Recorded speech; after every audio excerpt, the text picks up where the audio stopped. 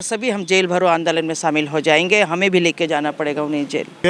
और 18 घंटा जो जगने वाले मोदी 24 घंटा जग रहे हैं जी। कांग्रेस जो है और जीत की ओर आगे ज़्यादा वोटों से बढ़ रही है। यहाँ से संतोष पांडे हार जाएंगे तो इसके कारण जो है उनके ऊपर जो है झूठा आरोप लगा के एफआईआर दर्ज किया गया है। नमस्कार, छत्तीसगढ़ तक में आपका स्वागत है। मैं हूं परमानंद रजक। लोकसभा चुनाव के लिए जहां चुनाव आयोग ने तारीखों का ऐलान कर दिया है, वहीं राजनीतिक दलों ने अपने अपने प्रत्याशी उतार दिए हैं। कांग्रेस ने पूर्व मुख्यमंत्री भूपेश बघेल को राजनांदगांव लोकसभा सीट से प्रत्याशी बनाया है, वहीं भाजपा ने मौजूदा सांसद को टिकट दी है। अब ईडब्ल्यू ने पूर्व मुख्यमंत्री भूपेश बघेल पर गंभीर आरोप लगाए हैं और एफआईआर दर्ज कर दी है। आइए जानते हैं, हमारे साथ कुछ कांग्रेस के लोग हैं, उनसे जानना चाहते हैं कि ये किस तरह का ये लोग देख रहे हैं। जी, एफआईआर दर्ज हुआ है, किस तरह देख रहे हैं आप लोग? लोकसभा चुनाव आते ही भाजपा के मन में डर आ गया है। राजनांदगांव सीट हाथ से निकल रही है, इसलिए 4 मार्च को एफआईआर कराया गया रायपुर में और उसकी कॉपी कल यानी कि 17 तारीख को दिल्ली से प्रकाशित किया गया है। आप सोचिए 13 दिन का गैप क्यों किया गया? ये षड्यंत्र किया जा रहा है, ये प्रायोजित है। जिस सरकार ने स्वयं महादेव ऐप पर कार्रवाई की, जिसने गूगल पे आवेदन दिया कि बंद किया जाए, जिस सरकार ने गिरफ्तारी भी की, जिस सरकार ने छापामारी भी की, आज उसी सरकार के ऊपर आरोप लगाया जा रहा है। आज भी महादेव ऐप चल रहा है, तो ये तो भारत सरकार की ड्यूटी है। अगर भारत सरकार चाहती तो 1 मिनट में महादेव ऐप बंद हो सकता है, लेकिन वसूली तो वो कर रहे हैं। लेकिन आरोप हमारे पूर्व मुख्यमंत्री भूपेश बघेल जी पे लगा रहे हैं, जो कि षड्यंत्र के तहत की जा रही है और जनता ये नहीं सहेगी और जनता इसका रिजल्ट भी दिखाएगी। और महादेव ऐप के जो झूठे आरोप है वो भी भविष्य में साबित हो जाएगा कि कौन इससे जुड़ा हुआ है। चाहे तो अमित शाह जी, हमारे मोदी जी, ये दोनों 1 मिनट का काम है उनका रोकने का महादेव को, लेकिन वो तो खुद ही वसूली में लगे हुए हैं। पूर्व में भी आरोप लगते रहे हैं, वीडियो भी जारी होते रहे हैं, क्या कहें? जी, वीडियो जारी हुआ था शुभम सोनी का, जिसको खुद वहाँ पे दुबई में जब उनकी पेशी हुई तो वहाँ पे उन्होंने इनकार कर दिया और कहा कि ये सब झूठा है। जिस असीम को गिरफ्तार किया गया पैसों के साथ में, वो असीम भाजपा के पूर्व मंत्री के अमर अग्रवाल की जी के गाड़ी का उपयोग कर रहा था, भाई के गाड़ी का उपयोग कर रहा था। इस प्रकार ये साबित होता कि ये षड्यंत्र भाजपा कर रही है। भाजपा इन्वॉल्व है हमारे पूर्व मुख्यमंत्री भूपेश बघेल जी छवि खराब करने का, लेकिन जनता सब जानती है और पहचानती भी है। जी, गंभीर आरोप लगे हैं, क्या जेल हो सकती है? सत्य कभी हारता नहीं है, निश्चित रूप से सत्य की जीत होगी। कितना भी ये तानाशाही कर ले, ये तो माहिर है जेल भेजने में। मनीष सिसोदिया अभी तो केजरीवाल पे कर रहे हैं और आप सोच रखते हैं इलेक्ट्रल बॉन्ड के लिए उन्होंने क्या क्या किया, हर पर ईडी के दबोच लगाई और उससे पैसे वसूले, तो कुछ भी कर सकते हैं। लेकिन जीत हमेशा सत्य की होती है, जीतेंगे हमारे पूर्व मुख्यमंत्री भूपेश बघेल। अगर भूपेश बघेल को जेल होता है तो किस तरह आंदोलन होगा आप लोग? उग्र आंदोलन होगा और सभी हम जेल भरो आंदोलन में शामिल हो जाएंगे, हमें भी लेके जाना पड़ेगा उन्हें जेल। जी, भूपेश बघेल पर एफआईआर दर्ज की, किस नज़र से देखते हैं, क्या कहना चाहेंगे?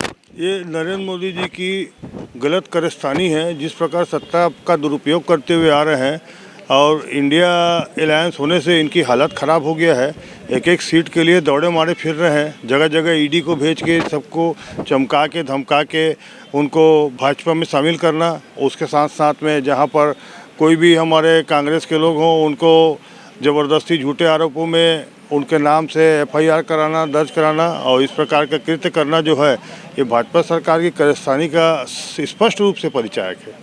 कहीं भाजपा डरी हुई तो नहीं है? भाजपा पूरी तरह डरी हुई है, उनकी नींद हराम हो चुकी है।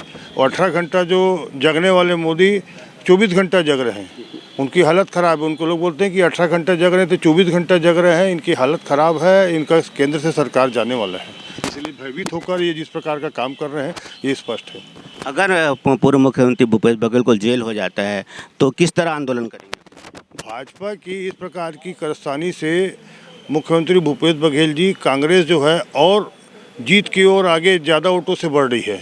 और इस प्रकार का कोई घटनाक्रम हुआ तो निश्चित रूप से जनता के घर जाके संदेश दिया जाएगा कि भाजपा की कारस्तानी जो है वो सामने उजागर करेंगे और आंदोलन और रूपरेखा तो हमारे जैसा संगठन का मार्गदर्शन होगा वैसे करेंगे। जी, एफआईआर को किस तरह देखते हैं आप, बताएं।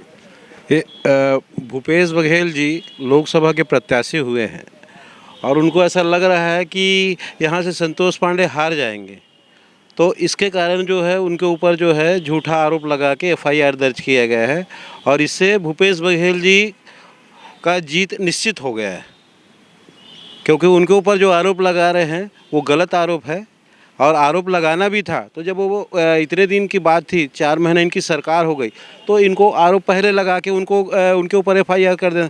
इन चुनाव के समय आचार संहिता लागू हो गई, उसके एक दिन पहले या आचार संहिता लागू के दिन ही उनके ऊपर एफआईआर करना गलत है।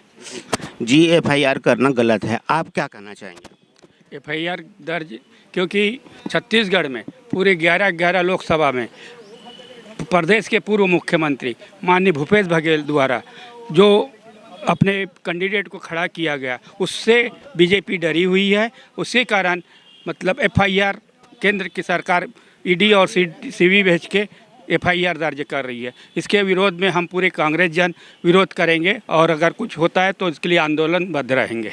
जी, लगातार अगर देखने में आया था कि कई भाजपा लगातार आरोप लगाती रही है, वीडियो भी सामने आया है, क्या कहेंगे इस मामले को लेकर? वीडियो तो इन लोग की साजिश रहती है, साजिश के तहत इन लोग काम करते हैं। बीजेपी वाली वास्तविक पूरे देश में कांग्रेस से डरी हुई है और कांग्रेस से ही मतलब कांग्रेस से डरी हुई है। मोदी डरा हुआ है, क्योंकि लोकसभा में इनकी 400 पार बोलते हैं, लेकिन संविधान को नहीं बचाने के लिए, संविधान बचाने के लिए पूरे कांग्रेस एक साथ है और एक साथ लड़ेंगे एक और पूरे देश में सरकार बनाएंगे। जी, भूपेश बघेल के खिलाफ एफआईआर दर्ज हुआ है, इसको किस रूप में देखते हैं, क्या कहेंगे आप इसको लेकर? ये एक कुंठा से ग्रस्त होकर के भाजपा जो डबल इंजन की जो सरकार है वो अपने शासन तंत्र का पूरा दुरुपयोग कर रही है।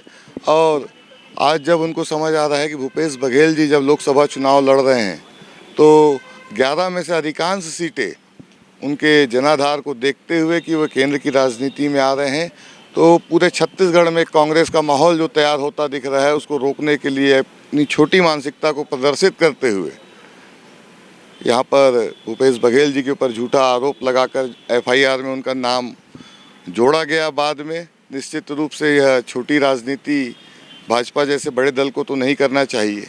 जी, क्या भूपेश बघेल जेल जा सकते हैं? अगर जेल जाएंगे तो किस तरह का आप लोग आंदोलन करेंगे? हम सभी कांग्रेस जन भूपेश बघेल जी के साथ खड़े हैं, कंधे से कंधा मिलाकर, और सत्य की लड़ाई के लिए भूपेश बघेल जी के साथ पूरी कांग्रेस पार्टी खड़ी है। जैसा भी निर्णय प्रदेश कांग्रेस और अखिल भारतीय कांग्रेस कमेटी इस विषय पे करेगी, हम सभी उनके साथ रहेंगे और कंधे से कंधा मिलाकर इस लड़ाई में पूरा साथ कांग्रेस का हर कार्यकर्ता देगा। जी बताएं कि अभी भूपेश बघेल के खिलाफ ईडब्ल्यू ने एफआईआर दर्ज किया है, इसे किस नज़र से देखते हैं? संतोष पांडे जी चुनाव राजनांदगांव से हार रहे हैं, 5 साल निष्क्रिय सांसद रहे हैं। भाजपा को पता चल गया था यहाँ से हम बुरी गत हार रहे हैं, इस कारण षड्यंत्र पूर्वक हमारे नेता भूपेश बघेल जी को जब राजनांदगांव लोकसभा का प्रत्याशी बना दिया गया है और निरंतर उनका चुनाव प्रचार हर ब्लॉक में चल रहा है, हर कार्यकर्ताओं में ऊर्जा है, उसको देखते हुए डर में भाजपा ने उनके ऊपर एफआईआर किया है। फिर भी राजनांदगांव संस्कारधानी की जनता है, यहाँ से ही भूपेश बघेल जीतेंगे। जी, लगातार पोस्टर वार भी हो रहा है, क्या कहेंगे इसको लेकर? भाजपा राजनांदगांव में हमेशा से जब हारने का डर रहती है तो कांग्रेस के पोस्टरों को फाड़ना या कुछ विवादित बयान देना या हमारे नेता के ऊपर एफआईआर करना, ये उनकी रणनीति बनी हुई है। फिर रणनीति में काम नहीं आता, जनता हमारे साथ है और निश्चित ही हमारा नेता प्रदेश के मुख्यमंत्री रहे हुए हैं, जनता के बीच में काम किए हैं, निश्चित ही राजनांदगांव लोकसभा हम जीतेंगे। जी, भाजपा इसको किस राजनीतिक द्वेष के कारण कर रही है, क्या लगता है आपको? राजनीतिक द्वेष है, निश्चित ही राजनांदगांव का जो सांसद निष्क्रिय रहा हुआ है, हार का डर है और हार के डर से ही ये सब किया जा रहा है। जी, राजनीतिक द्वेष के चलते इस तरह के कृत्य किए जा रहे हैं, एफआईआर दर्ज किए जा रहे हैं। परमानंद रजक, छत्तीसगढ़ तक, राजनांदगांव।